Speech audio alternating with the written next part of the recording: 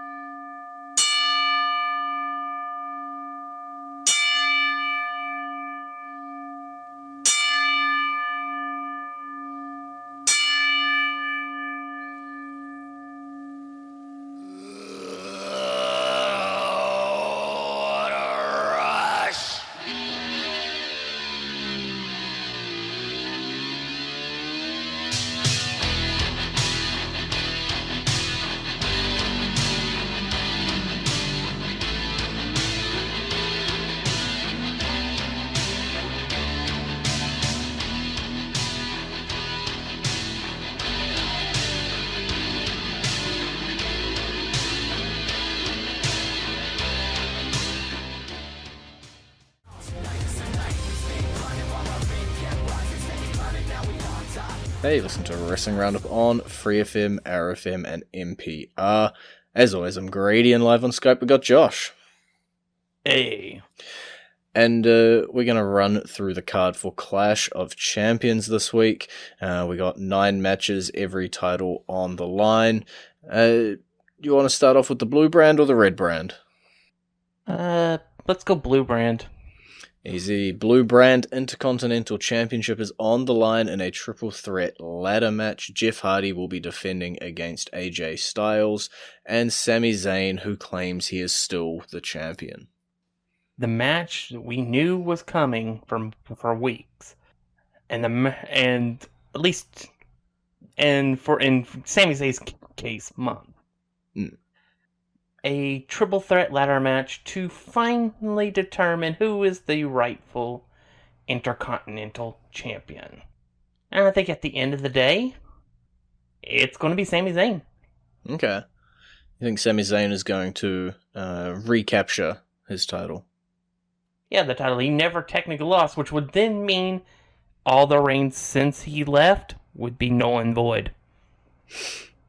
Well, we'll see how the history books look. I think the thing we can both agree on here is that AJ Styles won't be walking out as champion.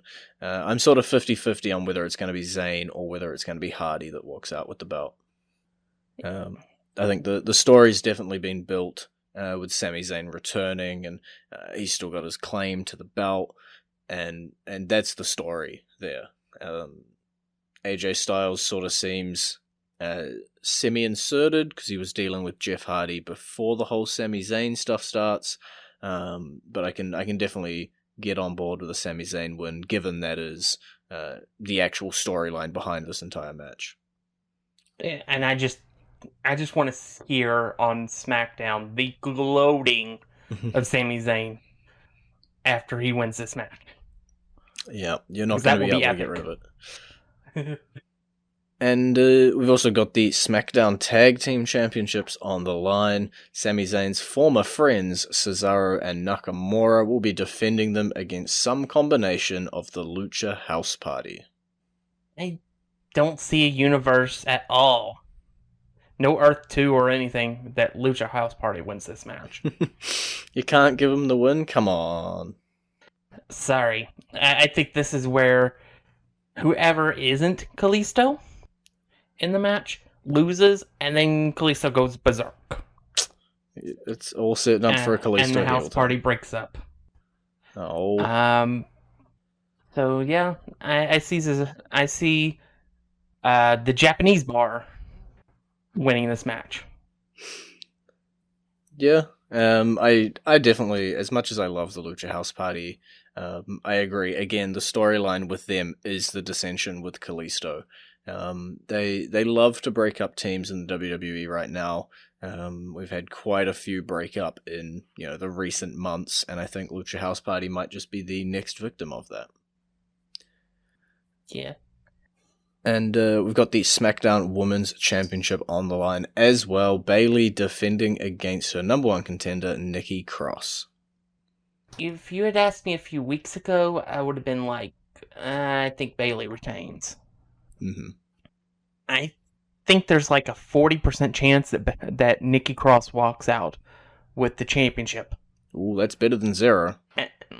And that's a 39% chance of it being because of Sasha Banks. In some way, shape, or form, whether it's actual appearance, interference, or music that distracts to allow the surprise win. Yeah, I think there still is, for the storyline, I still think there's about a 60% chance that Bayley retains and holds it till WrestleMania. Yeah, it's interesting. Those are really our two options, right? Either Bayley's going to retain the title for an eventual title match with Sasha down the line for the story, or Nikki Cross wins it because, as you say, Sasha Banks interferes or makes her presence known. If I'm picking what I would like, I wouldn't mind a Nikki Cross title run, but as you say, it is a bit 60-40. If you're going with your heart, I guess we've talked. Your head says 60-40 Bayley. Your heart, which way are you going with the win for this match? If I throw all rhyme and reason out the window, then yeah, I'd go with Nikki. And I would pick Nikki to win it if I'm just going by heart alone. Let's wrap up the SmackDown side of things with talking about the Universal Championship match. Roman Reigns, with his newfound attitude and his newfound manager Paul Heyman, will be taking on Jey Uso. This match is going to be like 3 minutes long. Yeah, I think instead of picking a winner for this match, we really should be betting on the match length. Yeah. Honestly, actually, I could probably see it going 7 to 8 minutes, giving a couple minutes where Jey looks strong and looks like he might pull off the surprise. But there's again, just like I see no universe in which the Lucha House Party wins, there's no multiverse where Jey Uso wins this title. Yeah, he's got no shot here. But I guess the storyline that comes out of it, of Roman Reigns taking on his own family and coming out with the win, is what we're getting out of this. It's been a good, what seemed like, pivot. When we had the initial number one contenders match, and then Jey gets inserted, and you can start seeing this storyline build and build.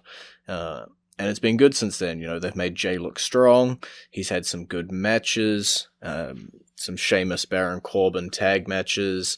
He's taken them on in handicap situations, and I think they've done really well building Jey Uso up for what is going to be a 5-minute loss here against Roman Reigns. Yeah. The only thing we'll have to see is how do they progress him on his own after this.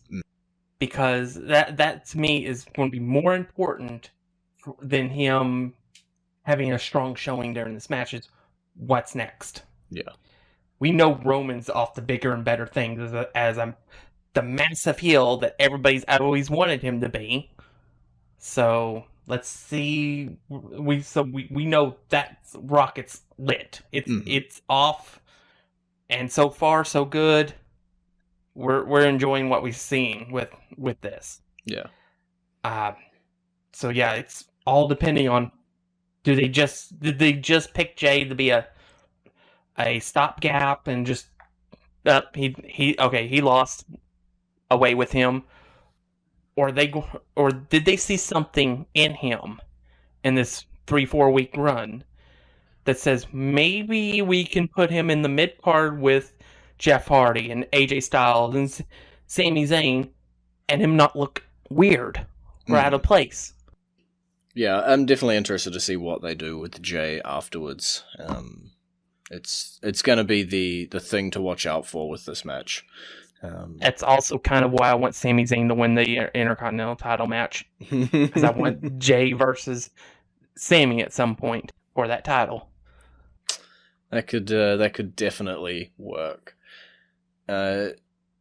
Just before we go to the Raw side of things, or we play our entrance theme, in the middle, let's talk about the crossover match, the Women's Tag Team Championship.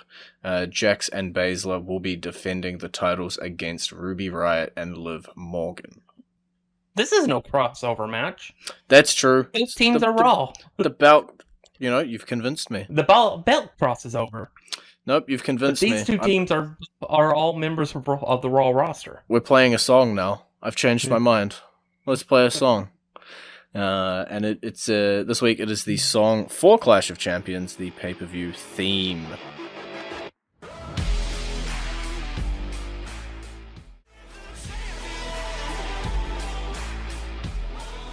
And you're back with the Wrestling Roundup on FreeFM, ArrowFM, and MPR.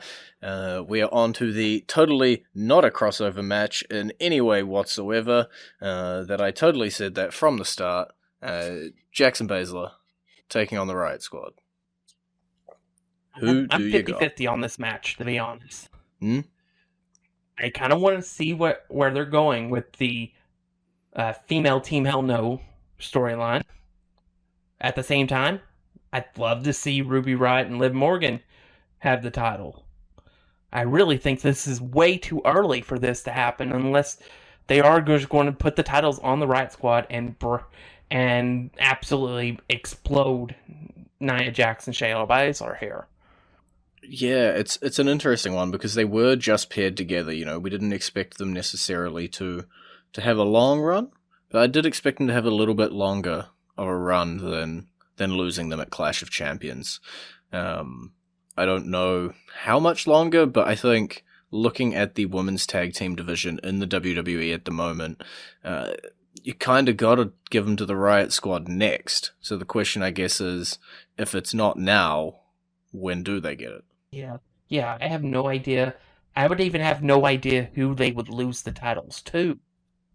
Because the Riot Squad seemed like this is the team being prepared to take the titles once they're done with whatever they're wanting to do with Nia Jax and Shayna Baszler. Yeah. And they threw it to us first bat. I'm like, that's why I'm struggling with this match, because I want to see the comedy that's been playing out with Nia Jax and Shayna Baszler. And I think secretly they're trying to turn Shayna face. But I also want to see Ruby Riott and Liv Morgan get their just dues. They deserve a title reign. Mm-hmm. And they've done nothing but hit it out of the park since they've come back from their injuries and stuff. Yeah, I think this is going to be an interesting one to see which direction they go. Whether it's going to be just a long-standing feud, with the Riot Squad getting a couple of shots down the line until the eventual explosion of Jax and Baszler, or whether they pull the trigger now. Alright, I just flipped the coin. The Riot Squad is winning. Okay, we're going with the coin flip gods here.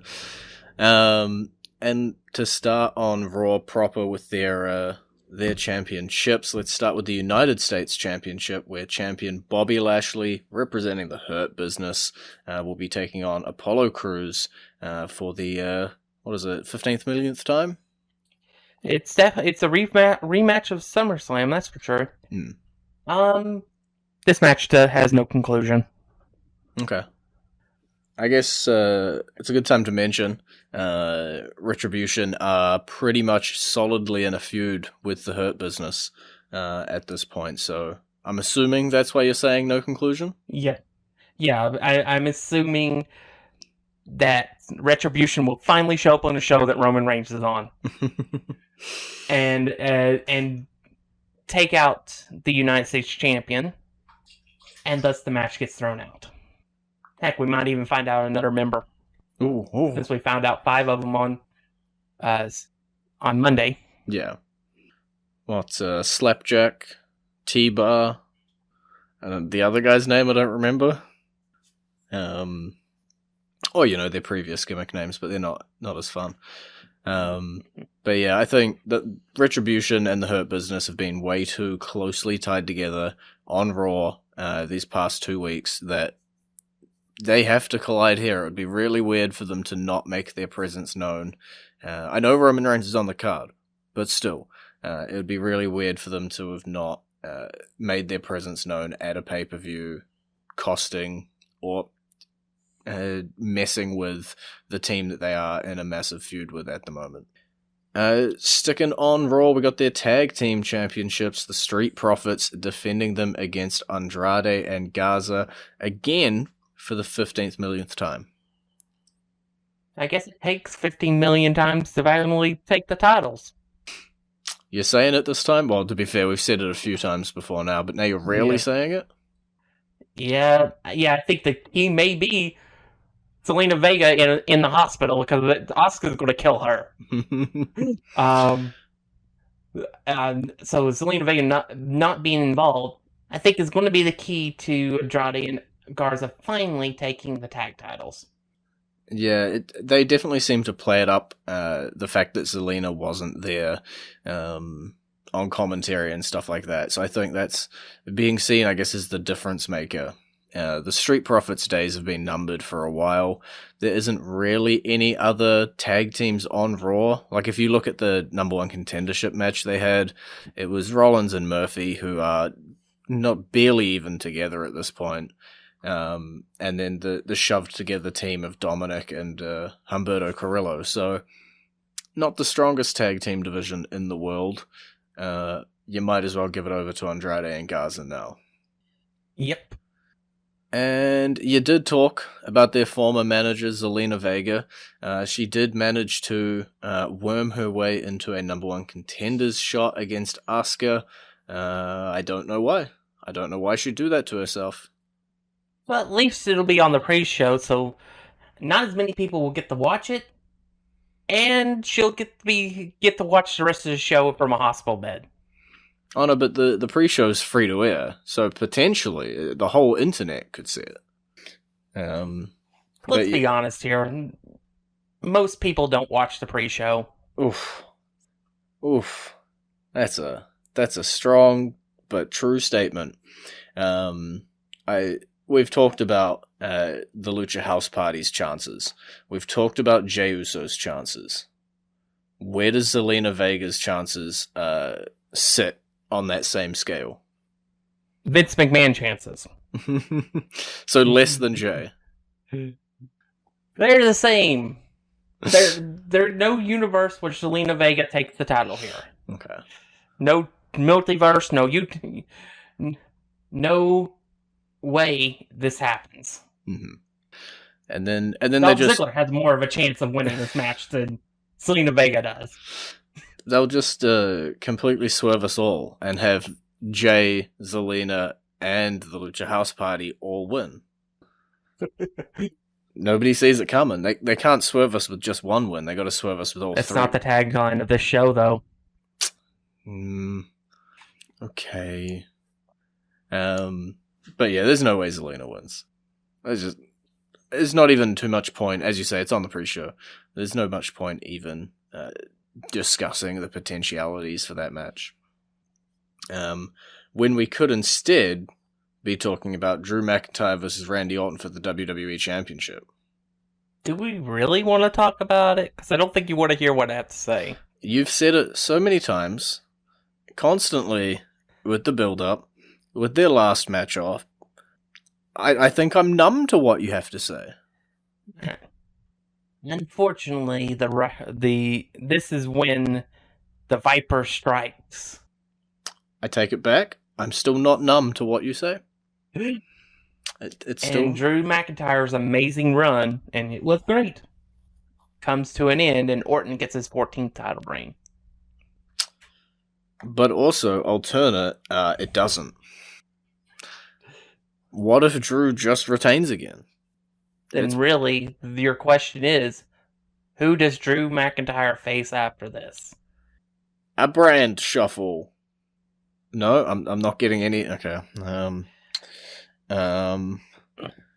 Jey Uso.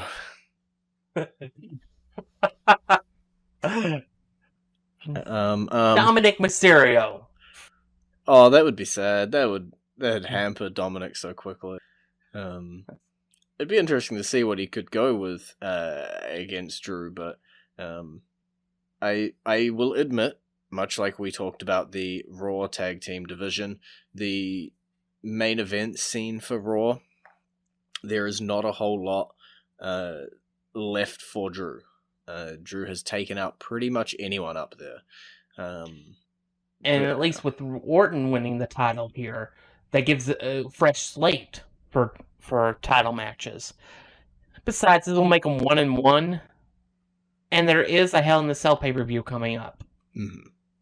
Yeah, I don't pay enough attention to timelines and stuff like that. The only spanner in the works that I think could potentially save Drew would be the likes of Edge, who we haven't heard anything from for a while. Obviously, again, as I say, I don't pay attention to timelines. He could be 6 months out and I wouldn't know. But it is an ambulance match. Ambulance matches are always fun when they open up the doors and there's another person already in the ambulance. Yeah, that's always a possibility. This could be a match, too, that sees some wonkiness to it. We've got a lot of factors, like Keith Lee on Raw fought for a chance to get into the match. He's not booked for Clash of Champions. He could always come out, ambulance match, no DQ, weird stipulation finish. So, you got Keith Lee. Retribution have been going back and forth during this McIntyre, Keith Lee stuff a few times. And yeah, Edge potentially coming back for a return again. There's options to not make it a clean, it's not a 1-2-3 finish, a clean finish to the ambulance match, regardless of winner. Yeah, I really don't know. I just can't imagine them going much longer without giving Orton the title to waste this massive heat that he's had this year. If they don't put the title on Orton here, they're not going to anytime soon. And there was no point in building him to this massive heel this entire year. Mm-hmm. Yeah, it's I will still not admit that Drew McIntyre may potentially lose this match. I will say that Drew McIntyre is going to win hands down, and I will gloat next week when I get to tell you that he retained. But I will continue to say that Randy Orton is as hot as ever, and Drew McIntyre is all out of fresh challenges. Those are facts that I cannot deny. You know what would be amazing is for a WrestleMania match? Mm-hmm. Orton as the WWE champion versus the Royal Rumble winner, Big E. Yeah. It's this year has been so much of a blur that, we are 3/4 of the way through the year.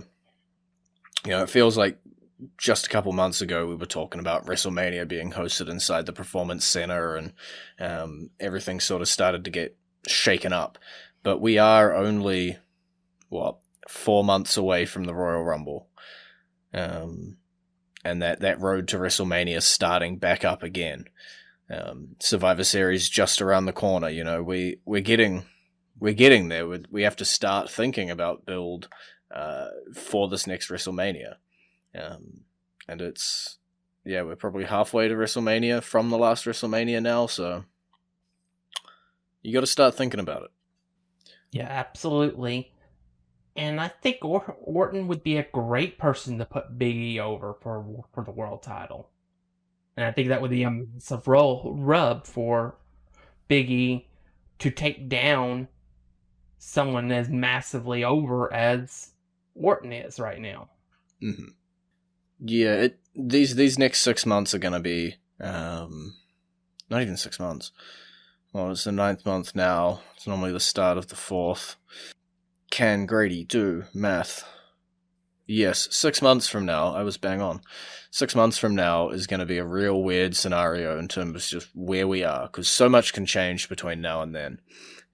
We've seen a few plans change with NXT just because of a couple little monkey wrenches thrown into the process. So it's real hard to be making predictions about what's going to be out there, but we do have to keep an eye on WrestleMania coming up on the horizon, or Royal Rumble even before then. Alrighty, well, we are all out of time for this week. Thanks a lot, Josh. It's been great talking to you. Bye, D. You can visit our Facebook page, facebook.com/WrestlingRadio, or Twitter page, twitter.com/WrestlingRadio. And we'll see you next week with the results from Clash of Champions.